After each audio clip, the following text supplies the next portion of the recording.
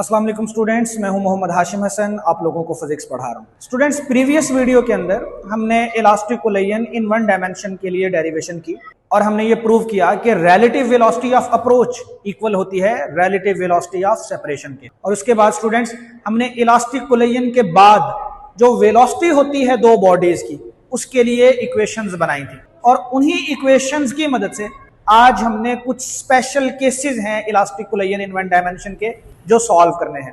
और उन केसेस को सॉल्व करने के लिए स्टूडेंट्स हमें वो इक्वेशंस जुबानी याद होनी चाहिए। v1 प्राइम और v2 प्राइम की जो दो इक्वेशंस हमने डिराइव की थी वो मैं दोबारा यहां पे लिखने लगा हूं और आप लोगों ने नोट करना है कि इन इक्वेशंस को कैसे याद किया जा सकता है। देखिए स्टूडेंट्स, इनको याद रखने का आसान तरीका ये है कि दोनों इक्वेशंस में दो टर्म्स हैं जो ऐड हो रही हैं, तो दोनों इक्वेशंस में हम दो टर्म्स लिखेंगे जो ऐड हो रही हैं। स्टूडेंट्स, सब डिनोमिनेटर्स में m1 प्लस m2 लिख देंगे, m1 plus m2, m1 plus m2, m1 plus m2। अब इसके बाद स्टूडेंट्स जो पहली टर्म है उसके साथ यहां पे भी v1 लिख दें, यहां पे भी v1 लिख दें, यहां पे दूसरी टर्म पे v2 लिख दें, दूसरी टर्म पे v2 लिख दें। अब देखें स्टूडेंट्स, जब आप v1 प्राइम की इक्वेशन लिख रहे हैं तो यहां पे आप लिखें m1 माइनस m2। जब आप v2 प्राइम की इक्वेशन लिख रहे होंगे तो m1 माइनस m2 के बजाय m2 माइनस m1 लिखना है, लेकिन पहली टर्म में नहीं लिखना, दूसरी टर्म में लिखना है m2 माइनस m1। अब इसके बाद जो दो टर्म्स बच गई हैं, इन दोनों टर्म्स में हमने 2 लिखना है, यहां पे भी 2 आ जाएगा। और अब आपने थोड़ा सा उल्टा सोचना है, जब v1 प्राइम की इक्वेशन बना रहे हैं तो यहां पे लिखेंगे m2, m1 नहीं लिखना, m2 लिखना है। जब v2 प्राइम की इक्वेशन बना रहे हैं तो यहां पे लिखेंगे m1। इसी तरह से आपने इन इक्वेशंस को याद कर लेना है। इसी वीडियो को 2-3 दफा रीप्ले करके देखें तो आपको यह तरीकाकार आसान भी लगेगा और आपको इन इक्वेशंस को याद करना मुश्किल भी नहीं होगा। अब स्टूडेंट्स, इन्हीं इक्वेशंस की मदद से हमने elastic collision in one dimension के कुछ स्पेशल केसेस हैं जिन्हें डिस्कस करना है। उनमें सबसे पहला केस ये है कि जो दोनों बॉडीज टकरा रही हैं इलास्टिकली, उन दोनों बॉडीज का मास एक दूसरे के इक्वल है। यानी अगर ये बॉडी 2 kg की है तो ये बॉडी भी 2 किलोग्राम की है। अब स्टूडेंट्स, लेट्स सपोज कि टकराने से पहले मास 1 मूव कर रहा है विद वेलोसिटी v1 और मास 2 मूव कर रहा है विद वेलोसिटी v2।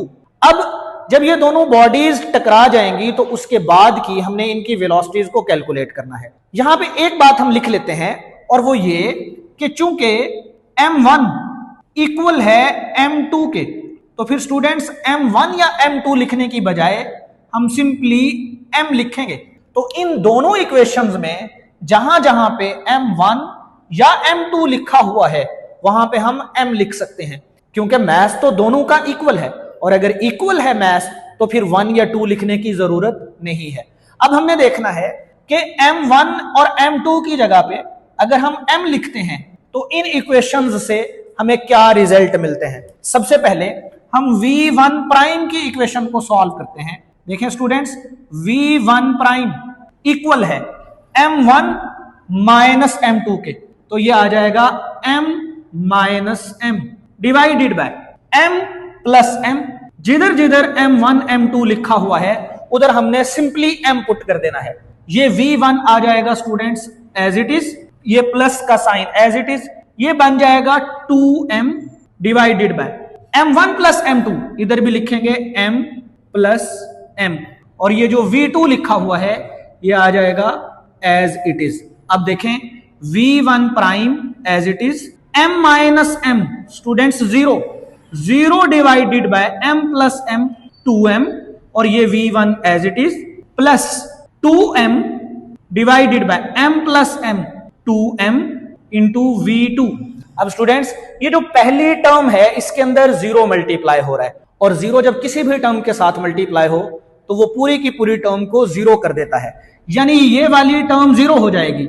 यहां पे ये 2m इस 2m से कट जाएगा तो v1 prime student simply equal आएगा v2 के। स्टूडेंट्स इसका मतलब यह है कि मास 1 के पास टकराने के बाद वो वेलोसिटी आ जाएगी जो मास 2 के पास थी टकराने से पहले। तो हम यहां पे लिख लेंगे कि v1 प्राइम इक्वल आ जाएगा v2 के। अब इसी तरह स्टूडेंट्स हमने v2 प्राइम की इक्वेशन को सॉल्व करना है, और v2 प्राइम की इक्वेशन क्या है?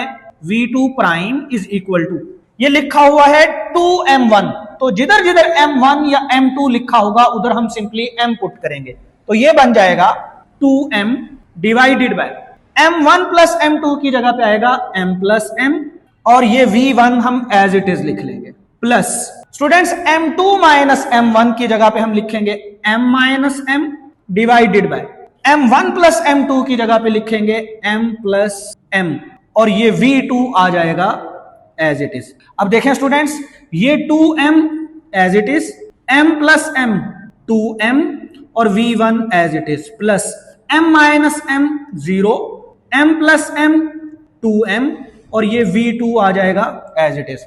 अगेन स्टूडेंट्स यहां पे 0 मल्टीप्लाई हो रहा है, तो जब 0 किसी भी चीज के साथ मल्टीप्लाई हो तो वो उसे 0 कर देता है, यानी ये वाली टर्म अगेन 0 हो जाएगी, और यहां पे ये 2m इस 2m से कटेगा, तो v2 प्राइम सिंपली इक्वल आ जाएगा v1 के।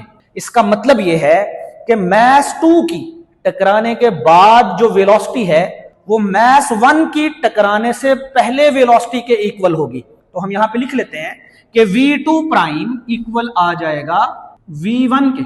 अब स्टूडेंट्स इसका हम मतलब समझते हैं। इसका बहुत आसान मतलब है, और वो ये कि टकराने से पहले की वेलोसिटीज और टकराने के बाद की वेलोसिटीज इंटरचेंज हो जाती हैं। यानी मास 1 की टकराने से पहले वेलोसिटी थी v1, जो किसके पास जा चुकी है? मास 2 के पास टकराने के बाद। बिल्कुल इसी तरह मास 2 की वेलोसिटी टकराने से पहले थी v2, जो किसके पास जा चुकी है? मास 1 के पास टकराने के बाद। हम इसे एक और तरीके से समझते हैं एग्जाम्पल के साथ। फर्ज करें कि मास 1 की वेलोसिटी थी टकराने से पहले 4 मीटर पर सेकंड, और मास 2 की वेलोसिटी थी 2 मीटर पर सेकंड। अब स्टूडेंट्स टकराने के बाद अगर दोनों बॉडीज का मास एक दूसरे के इक्वल है, यही कंडीशन है कि दोनों बॉडीज का मास अगर एक दूसरे के इक्वल है, तो फिर इसका मतलब यह होगा कि टकराने के बाद मास 1 के पास वेलोसिटी आ जाएगी 2 मीटर पर सेकंड, और मास 2 के पास वेलोसिटी आ जाएगी 4 मीटर पर सेकंड। ये वो वैल्यूज हैं जो फर्जी हैं, मैंने आप लोगों को समझाने के लिए लिखी हैं, कोई भी वैल्यूज हो सकती है। अब स्टूडेंट्स यहां पे रिजल्ट क्या है? रिजल्ट ये है कि velocities are exchanged, velocities are interchanged. तो ये है रिजल्ट। अब आप लोगों ने हमेशा याद रखना है कि अगर दो ऐसी बॉडीज की इलास्टिक कोलिजन होती है जिनका मास एक दूसरे के इक्वल है, तो टकराने से पहले और टकराने के बाद की वेलोसिटीज इंटरचेंज हो जाएंगी। यानी जो वेलोसिटी मास 1 के पास थी टकराने से पहले, वो मास 2 के पास चली जाएगी टकराने के बाद, और जो वेलोसिटी मास 2 के पास थी टकराने से पहले, वो मास 1 के पास चली जाएगी टकराने के बाद। अब इसी कॉन्सेप्ट को हमने अप्लाई करना है एक एमसीक्यू में। ये एमसीक्यू मैंने आप लोगों के सामने लिखा है ताकि बेटर अंडरस्टैंडिंग हो। 2 balls each of mass 2 kilogram. तो यहां पे यही इंपॉर्टेंट बात है जो आपको समझनी है, और वो ये कि दोनों बॉल्स का मास एक दूसरे के इक्वल है, दोनों का मास 2 किलोग्राम है।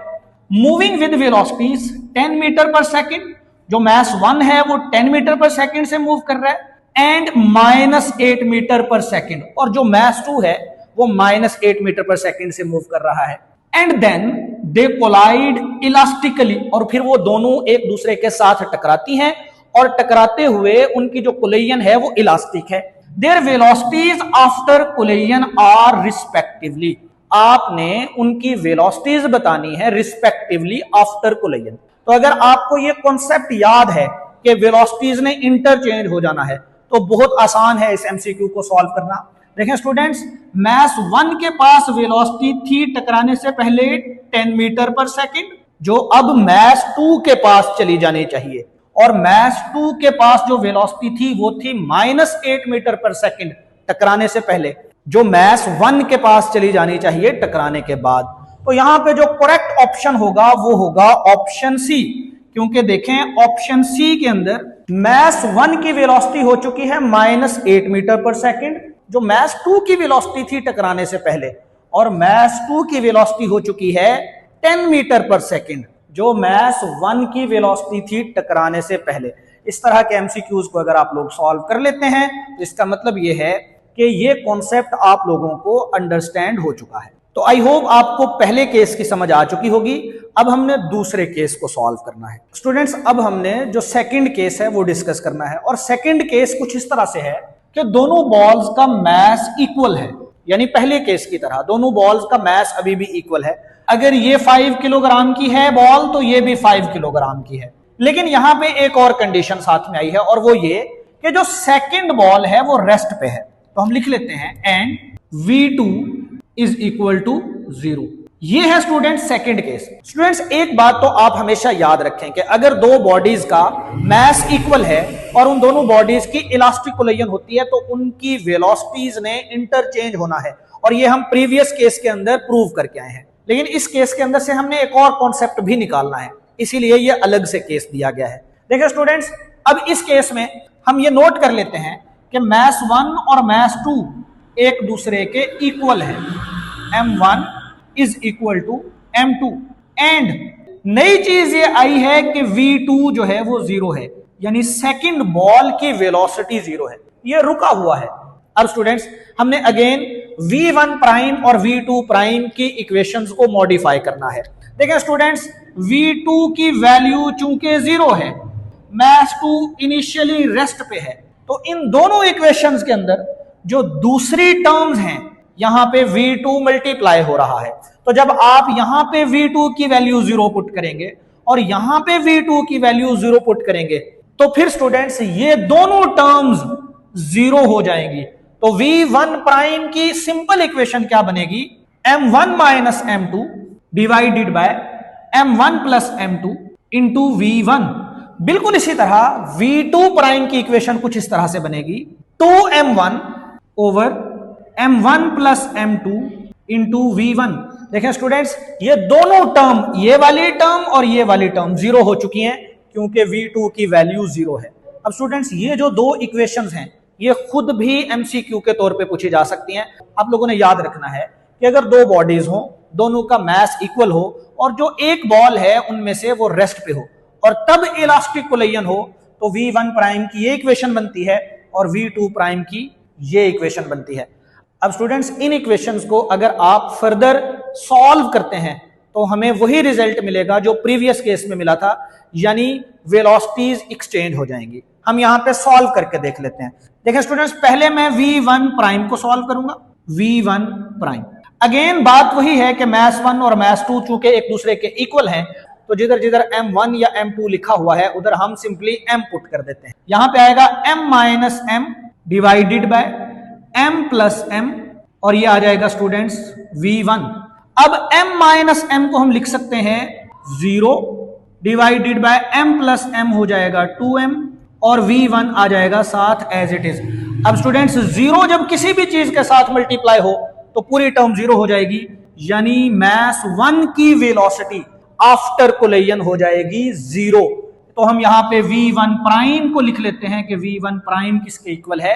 0 के इक्वल है। अब स्टूडेंट्स, v2 प्राइम को सॉल्व करते हैं। जब हम v2 प्राइम को सॉल्व करेंगे तो v2 prime is equal to 2m1 की जगह पे आ जाएगा 2m, m1 प्लस m2 की जगह पे आ जाएगा m प्लस m, और ये v1 आ जाएगा स्टूडेंट्स एज इट इज, ये 2m as it is, m plus m 2m, और ये आ जाएगा v1।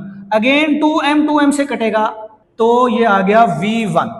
देखिए स्टूडेंट्स, v2 प्राइम इक्वल आ चुका है v1 के, यानी mass 2 की वेलोसिटी टकराने के बाद उतनी हो जाएगी जितनी वेलोसिटी थी mass 1 की टकराने से पहले। तो हम v2 प्राइम को लिख लेंगे इक्वल टू v1। अगेन आपने ये देखा, चूंकि दोनों बॉल्स का मास एक दूसरे के इक्वल है तो फिर वेलोसिटीज ने इंटरचेंज ही होना था।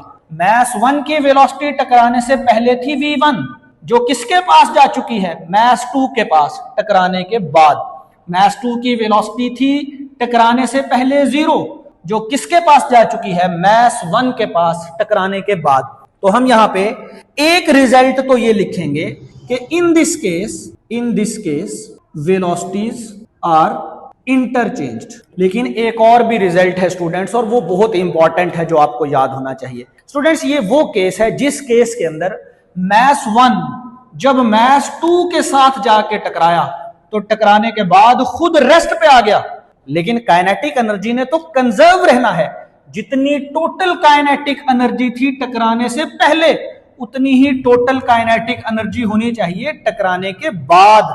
तो इसका मतलब यह हुआ कि टकराते हुए मैस 1 ने अपनी सारी की सारी वेलोसिटी ट्रांसफर कर दी है मैस 2 को, या आप ये भी कह सकते हैं कि मैस 1 ने अपनी सारी की सारी काइनेटिक एनर्जी ट्रांसफर कर दी है मैस 2 को। तो इसका आप ये रिजल्ट भी याद रखें कि अगर दो बॉडीज का मैस इक्वल हो और उनमें से एक बॉडी रेस्ट पे हो तो फिर सारी की सारी वेलोसिटी ट्रांसफर होती है, या आप ये कह सकते हैं कि सारी की सारी काइनेटिक एनर्जी ट्रांसफर होती है।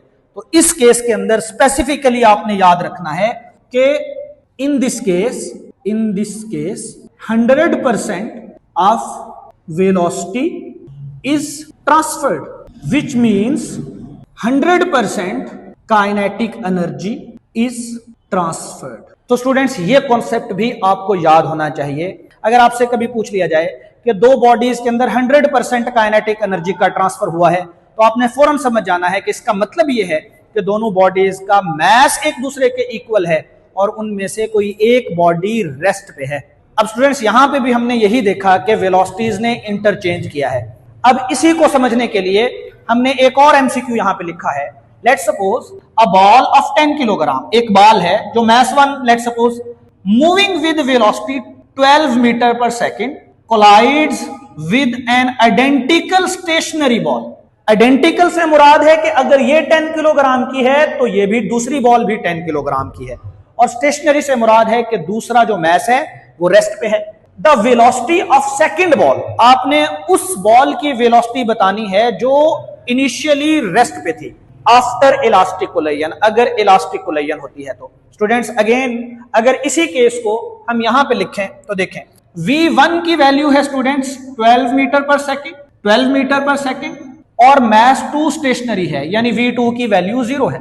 अब टकराने के बाद मैस 1 तो आ जाएगा रेस्ट पे, लेकिन मैस 2 के पास वेलोसिटी आ जाएगी कितनी, 12 मीटर पर सेकेंड। तो चूंकि सिर्फ वेलोसिटीज ने एक्सचेंज होना है तो फिर यहां पे देखें 12 मीटर पर सेकेंड है, ऑप्शन डी। तो यही हमारा करेक्ट आंसर होगा, आप लोगों ने याद रखना। इसी तरह के एमसीक्यूज को आपने मजीद सॉल्व करने की कोशिश करनी है ताकि आपका ये कॉन्सेप्ट पक्का हो जाए। अब स्टूडेंट्स हम बढ़ेंगे अपने तीसरे केस की तरफ। स्टूडेंट्स अब हमने डिस्कस करना है केस नंबर 3, और केस नंबर 3 कुछ इस तरह से है कि एक लाइट बॉडी यानी बहुत छोटी बॉडी जाके टकराती है एक बहुत बड़ी बॉडी के साथ, एक मैसिव बॉडी के साथ, और जो मैसिव बॉडी है वो रेस्ट पे है। यानी मैस 1 जो एक बहुत छोटी बॉडी है, जो एक लाइट बॉडी है, वो v1 वेलोसिटी के साथ मैस 2 के साथ जो एक मैसिव बॉडी है उसके साथ टकराती है, और मैस 2 यानी मैसिव बॉडी रेस्ट पे है। स्टूडेंट्स इसे समझने के लिए हम एक और एग्जांपल लेते हैं। फर्ज करें हमारे पास एक छोटा सा बॉल है और उसे अगर दीवार पे मारा जाए तो क्या दीवार मूव करेगी? दीवार तो मूव नहीं करेगी टकराने के बाद, लेकिन बॉल टकराने के बाद वापस बाउंस बैक करेगी। और अगर इलास्टिक कोलिजन है, काइनेटिक एनर्जी का लॉस नहीं होगा, तो टकराने से पहले जिस वेलोसिटी से बॉल गई है, टकराने के बाद उसी वेलोसिटी से बॉल वापस आएगी। इसी सारी कहानी को हमने मैथमेटिकली प्रूव करना है। लेकिन आगे बढ़ने से पहले हम इस सिचुएशन को थोड़ा सा मजीद सिंप्लीफाई कर लेते हैं। देखिए स्टूडेंट्स, मैस 1 बहुत छोटा है, मैस 2 बहुत बड़ा है, तो हम लिख सकते हैं कि mass 1 is very very smaller than mass 2। अब मैस 1 इतना छोटा है मैस 2 के मुकाबले में कि हम मैस 1 को निग्लेक्ट करेंगे, यानी हम इसे अप्रोक्सीमेटली 0 कंसीडर करेंगे। इसका मतलब यह हुआ स्टूडेंट्स कि इन इक्वेशंस में जहां जहां पे मैस 1 लिखा हुआ है वहां पे हमने 0 पुट करना है, और दूसरी कंडीशन यह है कि v2 की वैल्यू भी 0 है। तो फिर स्टूडेंट्स जहां पे v2 लिखा हुआ है वहां पे भी हमने 0 ही पुट करना है। तो देखें अब v1 प्राइम और v2 प्राइम की क्या इक्वेशंस बनेगी। देखिए स्टूडेंट्स, v1 प्राइम की इक्वेशन निकालने के लिए जहां पे m1 लिखा है वहां पे मैंने 0 पुट करना है। तो ये लिखा हुआ है m1 माइनस m2, तो मैं लिखूंगा 0 minus m2 divided by m1 plus m2, मैं लिखूंगा 0 प्लस m2, और साथ में लिखा हुआ है v1 plus 2m2 as it is आएगा। m1 प्लस m2 को स्टूडेंट्स हम लिखेंगे 0 प्लस m2, 0 प्लस m2, और v2 भी 0 के इक्वल है, तो v2 की जगह पे भी आएगा 0। देखें स्टूडेंट्स, जो सेकंड टर्म है वो तो 0 हो जाएगी क्योंकि 0 मल्टीप्लाई हो रहा है, और पहली टर्म को सॉल्व करें तो v1 प्राइम इक्वल आएगा 0 minus m2 minus m2, 0 plus m2, m2, और साथ में आ गया v1। दूसरी टर्म 0 हो जाएगी। अब यहां पे ये m2 इस m2 से कैंसिल होगा, तो v1 प्राइम इक्वल आएगा माइनस v1 के। ये है रिजल्ट हमारे पास v1 प्राइम का। इस इक्वेशन को समझ लें। इस इक्वेशन से हमें पता चल रहा है कि मास 1 की टकराने के बाद की वेलोसिटी उतनी ही होगी जितनी मास 1 की टकराने से पहले थी। यानी जो लाइट बॉडी है वो जितनी स्पीड से गई है उतनी ही स्पीड से वापस आएगी। लेकिन माइनस का साइन यहां पे बता रहा है कि टकराने से पहले की वेलोसिटी और टकराने के बाद की वेलोसिटी एक दूसरे के ऑपोजिट होंगी। यानी टकराने से पहले अगर ये इस डायरेक्शन में गई है तो टकराने के बाद बाउंस बैक करेगी, वापस आएगी। अब स्टूडेंट्स, हम ये भी डिस्कस कर चुके हैं कि मास 2 चूंकि पहले से रेस्ट पे है तो इस पे कोई फर्क नहीं पड़ेगा अगर इसके साथ कोई छोटी सी बॉडी आके टकरा भी जाए।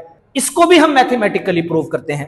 तो v2 प्राइम की इक्वेशन को जब हम सॉल्व करेंगे तो देखें, अगेन करना वही है, जहां पे m1 लिखा है वहां पे 0 पुट करना है, और जहां पे v2 लिखा है वहां पे 0 पुट करना है। तो देखें, ये लिखा हुआ है 2, ये 2 आएगा स्टूडेंट्स एज इट इज। आगे लिखा हुआ है m1, m1 की जगह पे अब 0 पुट कर देंगे, divided by m1 plus m2 यानी 0 प्लस m2, और स्टूडेंट्स ये v1 आ जाएगा as it is, plus m2 minus m1, m2 minus m1 की जगह पे 0, m1 प्लस m2 यानी 0 प्लस m2, और इस v2 की जगह पे हम लिखेंगे अगेन 0। तो यहां पे तो 0 मल्टीप्लाई हो गया, ये टर्म तो 0। अगर आप इस टर्म को भी देखें तो स्टूडेंट्स इस टर्म में भी 0 मल्टीप्लाई हो रहा है, यानी दोनों टर्म्स 0 हो जाएंगी। तो v2 प्राइम का आंसर क्या आएगा? 0। इसका मतलब यह हुआ कि मास 2 टकराने से पहले भी रेस्ट पे था और टकराने के बाद भी रेस्ट पे रहेगा। अब स्टूडेंट्स, इसका रिजल्ट हम कुछ इस तरह से लिख सकते हैं, in this case massive body will remain at rest. Massive body rest पे ही रहेगी आफ्टर कोलिजन, यानी elastic collision, but light body will bounce back with same initial speed. अब यहां पे एक और पॉइंट है जो नोट करने वाला है, और वो ये कि क्या इस बॉडी ने अपनी कोई काइनेटिक एनर्जी इस बॉडी को ट्रांसफर की है? क्या लाइट बॉडी ने अपनी कोई काइनेटिक एनर्जी मैसिव बॉडी को ट्रांसफर की है? नहीं स्टूडेंट्स, मैसिव बॉडी तो टकराने से पहले भी रेस्ट पे थी, टकराने के बाद भी रेस्ट पे रही। इसका मतलब यह है कि मैसिव बॉडी की टकराने से पहले भी काइनेटिक एनर्जी 0 थी और टकराने के बाद भी काइनेटिक एनर्जी 0 रही। तो फिर हम ये कह सकते हैं कि इस केस के अंदर कोई भी ना तो वेलोसिटी ट्रांसफर होती है मैसिव बॉडी को, ना ही काइनेटिक एनर्जी ट्रांसफर होती है। तो हम ये भी लिख लेते हैं, in this case 0% of velocity and kinetic energy are transferred. इसका मतलब ये हुआ स्टूडेंट्स कि जितनी स्पीड लेके मास 1 यानी लाइट बॉडी जाती है और टकराती है उतनी ही स्पीड से वापस आ जाती है। या आप ये भी कह सकते हैं कि जितनी काइनेटिक एनर्जी लेके ये टकराती है जाके मैसिव बॉडी के साथ, उतनी ही काइनेटिक एनर्जी लेके ये वापस आ जाती है। अब इस कॉन्सेप्ट की बेहतर अंडरस्टैंडिंग के लिए एक एमसीक्यू मैंने यहां पे लिखा है। अ लाइट बॉडी एक बहुत छोटी सी बॉडी है जो कोलाइड करती है with a massive stationary body. यही केस है students with velocity 15 metre per second, यानी टकराने से पहले इसकी वेलोसिटी है 15 metre per second. Assuming the collision is perfectly elastic, फर्ज करें कि ये जो कोलिजन है ये परफेक्टली इलास्टिक है, the speed of light body after collision will be. तो बताएं मास 1 की यानी जो लाइट बॉडी है उसकी टकराने के बाद वेलोसिटी कितनी होगी? 0 metre per second, -15 metre per second, 15 metre per second या 7.5 मीटर पर सेकेंड। तो अब अगर आपको यह कॉन्सेप्ट समझ में आ गया है तो आप फौरन से कहेंगे कि इसकी स्पीड होगी -15 मीटर पर सेकेंड, क्योंकि टकराने से पहले और टकराने की बाद की वेलोसिटीज लाइट बॉडी की इक्वल होती हैं, लेकिन डायरेक्शन ऑपोजिट हो जाती है। स्टूडेंट्स, आई होप आपको तीसरे केस की समझ आ गई होगी। अब हम बढ़ते हैं फोर्थ और फाइनल केस की तरफ। जी स्टूडेंट्स, अब हमने फोर्थ केस डिस्कस करना है और फोर्थ केस कुछ इस तरह से है कि एक मैसिव बॉडी है जो मूव करती हुई जाती है और टकराती है एक लाइट बॉडी के साथ, एक बहुत छोटी बॉडी के साथ जो इनिशियली रेस्ट पे है। अब स्टूडेंट्स, इस केस को हम एक एग्जांपल की मदद से समझते हैं। स्टूडेंट्स, अगर एक साइकिल रेलवे ट्रैक पे रेस्ट पे खड़ी कर दी जाए और उसके साथ आके टकराए एक ट्रेन, तो क्या ट्रेन की वेलोसिटी पे कोई फर्क पड़ेगा? नहीं स्टूडेंट्स। लेकिन आप देखेंगे कि जो साइकिल है वो at the time of impact train से भी आगे जाके गिरेगी। इसका मतलब यह है कि जो मैसिव बॉडी है यानी जो ट्रेन है उसकी वेलोसिटी पे तो कोई फर्क नहीं पड़ेगा, लेकिन साइकिल की velocity at the time of impact train से भी ज्यादा होगी। क्यों? क्योंकि वो ट्रेन से भी आगे जाके गिरी है। यही बात हमने मैथमेटिकली प्रूव भी करनी है। एक और एग्जांपल की मदद से समझते हैं स्टूडेंट्स। अगर एक कार जो बड़ी स्पीड से मूव करती हुई आ रही है उसके सामने एक सॉफ्ट बॉल को फेंका जाए, तो जब वो कार उस सॉफ्ट बॉल के साथ जाके टकराएगी तो क्या कार की स्पीड पे कोई फर्क पड़ेगा? नहीं पड़ेगा। यानी मैसिव बॉडी की स्पीड पे कोई फर्क नहीं पड़ेगा, लेकिन बॉल जो है वो दूर जाके गिरेगी। इसका मतलब यह है कि बॉल की velocity at the time of impact car की वेलोसिटी से भी ज्यादा होगी। यही हमने मैथमेटिकली प्रूव करना है। लेकिन इस केस को मजीद सिंप्लीफाई करने के लिए हम ये लिख लेते हैं कि चूंकि मास 1 बहुत ज्यादा है मास 2 से, तो फिर हम मास 2 को निग्लेक्ट कर देते हैं, यानी मास 2 को हम अप्रोक्सीमेटली 0 कंसीडर कर लेते हैं और साथ ही साथ v2 की वेलोसिटी जो है वो भी 0 है। तो अब अगर इन इक्वेशंस को मॉडिफाई किया जाए तो फिर जिधर जिधर m2 लिखा होगा स्टूडेंट्स उधर भी 0 पुट करेंगे और जिधर v2 लिखा होगा उधर भी 0 पुट करेंगे। तो पहले हम फाइंड करते हैं v1 प्राइम की वैल्यू, यानी मैसिव बॉडी की वेलोसिटी की वैल्यू आफ्टर कोलिजन। तो v1 प्राइम किसके इक्वल आएगा स्टूडेंट्स? m1 माइनस m2 लिखा हुआ है, तो हम लिखेंगे m1 माइनस 0। जिधर m2 आएगा उधर 0, m1 प्लस m2 यानी m प्लस 0 और साथ में लिखा हुआ है v1, ये एज इट इज आएगा, प्लस का sign as it is 2m2। Students, m2 की जगह पे हमने 0 पुट करना है, तो 2m2 की जगह पे पुट कर देंगे 0। v2 भी 0 के इक्वल है, तो v2 की जगह पे भी हम पुट करेंगे 0 और नीचे लिखा हुआ है m1 प्लस m2 यानी m1 प्लस 0। अब स्टूडेंट्स देखें, इस टर्म के अंदर 0 मल्टीप्लाई हो रहे हैं तो ये वाली टर्म तो हो जाएगी 0। तो फिर सिंप्लीफिकेशन के बाद v1 प्राइम इक्वल आएगा m1 minus 0 m1, m1 plus 0 m1 और साथ में आ गया v1। m1 स्टूडेंट्स m1 से कटेगा तो v1 प्राइम इक्वल आएगा v1 के। इसका मतलब यह है कि जो मास 1 है उसकी वेलोसिटी टकराने के बाद उतनी ही रहेगी जितनी टकराने से पहले थी, यानी जो मैसिव बॉडी है उसकी वेलोसिटी पे कोई फर्क नहीं पड़ेगा। तो v1 के लिए तो हमने इक्वेशन को सॉल्व कर लिया है। अब स्टूडेंट्स, हमने यही कंडीशंस अप्लाई करनी है v2 प्राइम की वैल्यू कैलकुलेट करने के लिए। तो v2 प्राइम की वैल्यू कैलकुलेट करने के लिए अगेन जहां जहां पे m2 लिखा होगा वहां पे 0 पुट करेंगे इस इक्वेशन में, और जहां पे v2 लिखा है वहां पे भी 0 पुट करेंगे। तो देखें, ये लिखा हुआ है स्टूडेंट्स 2m1, तो ये 2m1 आएगा as it is divided by m1 plus m2, हम लिखेंगे m1 प्लस 0 क्योंकि m2 की जगह पे 0 पुट करना है, और v1 आएगा students as it is plus m2 minus m1 0 minus m1 divided by m1 plus m2 m1 plus 0, और v2 की जगह पे भी हमने पुट कर देना है 0। अगेन देखें तो जो दूसरी टर्म है उसमें 0 मल्टीप्लाई हो गया है, ये टर्म तो 0 हो जाएगी। तो फिर सिंप्लीफिकेशन के बाद v2 प्राइम इक्वल आएगा 2m1 over m1 plus 0 m1, और स्टूडेंट्स ये v1 as it is, m1 से कटेगा तो v2 प्राइम, स्टूडेंट्स किसके इक्वल आएगा, 2v1 के। इसका मतलब ये हुआ कि मास 2 की टकराने के बाद जो वेलोसिटी है वो मास 1 की वेलोसिटी से 2 गुना ज्यादा होगी, यानी डबल होगी। तो ये है रिजल्ट्स हमारे पास इस केस के। तो स्टूडेंट्स इस केस के रिजल्ट्स को हम इस तरह से लिख सकते हैं, in this case the velocity of massive body will remain same and the velocity of light body will become 2 times of velocity of massive body after collision। Students ये तो है रिजल्ट्स जो हमने मैथमेटिकली प्रूव भी किए हैं। अब यहां पे एक और बहुत इंपॉर्टेंट पॉइंट है जो आपने समझना है, जिससे बच्चे आमतौर पे कंफ्यूज भी होते हैं। देखें, जो काइनेटिक एनर्जी का ट्रांसफर है वो इस केस में भी तकरीबन 0% ही है। उसकी वजह यह है कि जो लाइट बॉडी है उसका मास इंतहाई कम है, बहुत कम है, यानी अप्रोक्सीमेटली इक्वल टू 0 है।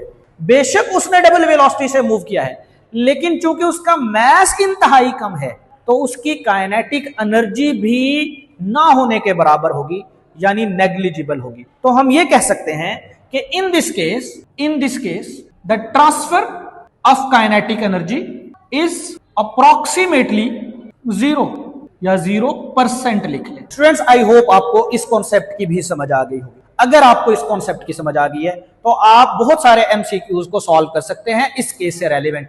एक एमसीक्यू मैंने यहां पे लिखा है, a massive body collides with a light stationary body. एक बहुत बड़ी बॉडी है जो लाइट स्टेशनरी बॉडी के साथ जाके टकराती है विद 20 मीटर पर सेकेंड, यानी मैसिव बॉडी की वेलोसिटी है 20 metre per second. The speed of light body just after the collision will be.